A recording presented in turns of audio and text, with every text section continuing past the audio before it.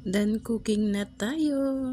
It's time to eat our lunch. Yan.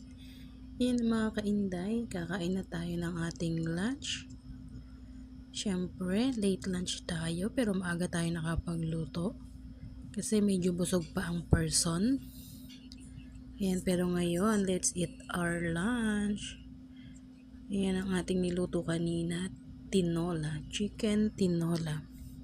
And then, nalagyan natin ng syempre sa usawan natin dyan ay patis na may sili. It's so yummy. Yan. Nalagyan ng ating drinks. Yan na guys, kain tayo. Yan ang ating lunch. Mukbang, charot. Ayan, it's so yummy. Ang sarap ng pagkakain. Kain tayo. Then, cooking na tayo. It's time to eat our lunch. Yan. Yan